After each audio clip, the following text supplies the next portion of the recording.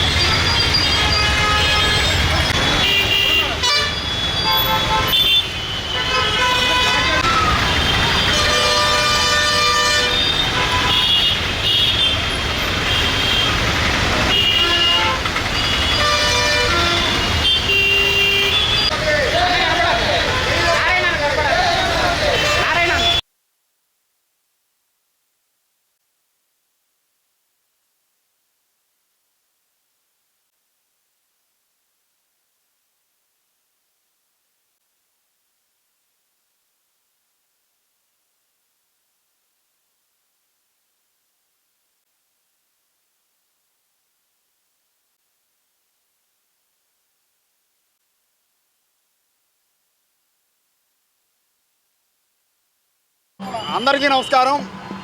ఈరోజు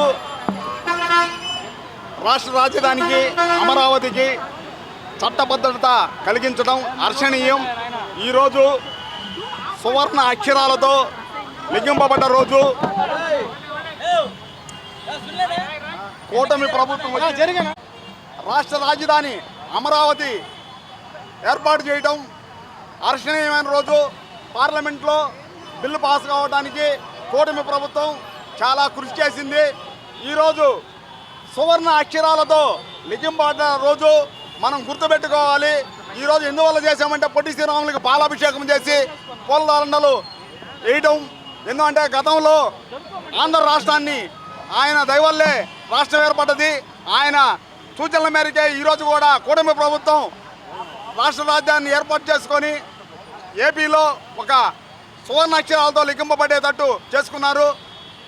దీనికి ముఖ్యంగా కూడా ప్రధానమంత్రి నరేంద్ర మోడీ గారు, ముఖ్యమంత్రి వర్యులు చంద్రబాబు నాయుడు గారు, డిప్యూటీ సీఎం పవన్ కళ్యాణ్ గారు ఈ ప్రభుత్వాన్ని ఏర్పాటు చేసి రాష్ట్ర రాజధానిని ఏర్పాటు చేసి అందరికీ బలహీన వర్గాలకి ఒక రాజధాని ఉందన్నట్టు రాష్ట్రంలో ఏర్పాటు చేయడం చాలా హర్షణీయం. వాళ్ళందరికీ కూడా భావితరాలకు కూడా చెప్పుకోదగ్గ విషయం. భావితరాలు కూడా ఎప్పుడు కూడా రాష్ట్ర రాజధాని ఉందనే ఏర్పాటు చేసుకోవడం కూడా గొప్ప విషయం. గత ప్రభుత్వం అయితే వ్యవస్థను నాశనం చేసింది. ఈ ప్రభుత్వం వచ్చిన తర్వాత, కూటమి ప్రభుత్వం వచ్చిన తర్వాతే ఈరోజు సామరస్యంగా బిల్లు పాస్ చేసుకొని అందరికీ అభినందనీయం. జై జనసేన. అందరికీ నమస్కారం. ఆంధ్రుల ఆత్మ గౌరవం అమరావతి రాజధానికి చట్టభద్రత కల్పిస్తూ ఈరోజు రాజ్యసభలో ఆమోదం తెలపడం ఇది ఒక చారిత్రాత్మక ఘట్టం. దాదాపు దశాబ్ద కాలంగా ఆలోచన లేని నాయకుల వ్యతిరేకతల నడుమ అమరావతి రాజధానిగా ఉందో లేదో అని అయోమయపడే పరిస్థితుల్లో ధైర్యంగా రాజకీయ లాభ నష్టాలు ఆలోచించకుండా రైతుల భూమినిచ్చింది. భవిష్యత్తు బాగుండాలి, మా బిడ్డల భవిష్యత్తు బాగుండాలనే సంకల్పంతో ఇచ్చారు. కానీ ఒక రాజకీయ పార్టీ కాదు, ఏ ఒక్క రాజకీయ నాయకుడికి కాదు అను బేషరతుగా ధైర్యంగా నిలబడ్డ నాయకుడు ఈరోజు పవన్ కళ్యాణ్ గారే. ఈ రోజున జనసేన పార్టీ అధ్యక్షుడు డిప్యూటీ సీఎం పవన్ కళ్యాణ్ గారు, అలాగే మా పిఎస్సి చైర్మన్ నాదెళ్ల మనోహర్ గారి సూచనలతో ఇది ఒక చారిత్రాత్మక ఘట్టం. ఇది పండుగ వాతావరణంతో దీపాలు వెలకరించి పూలు అలంకరించి ఒక పండుగను తలపించే వాతావరణంతో జనసేన శ్రేణులన్నీ చేసుకోవాలని పిలుపునిచ్చారు.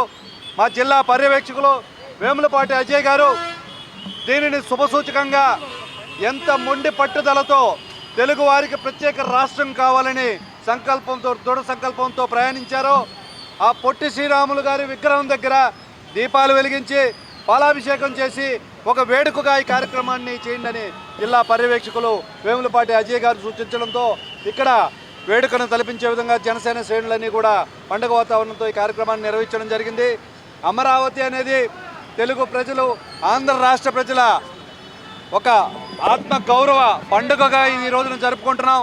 మొదట్లో ఆంధ్ర రాష్ట్రం సపరేట్ అయినప్పుడు కర్నూలులో ఉండాలి, ఒంగోలులో ఉండాలి, గుంటూరులో ఉండాలని అనేక ప్రతిపాదనలు పరిశీలించి ఒక హైదరాబాద్ అయితే దీన్ని మనం నిర్మాణాత్మకంగా ముందుకు తీసుకెళ్లగలం అనే విధంగా ఆ రోజుల్లో రాజధాని నిర్మాణం జరిగి తెలుగు వారి చేత హైదరాబాద్ అనే రాజధాని ప్రతిష్టాత్మకంగా నిర్మించబడింది.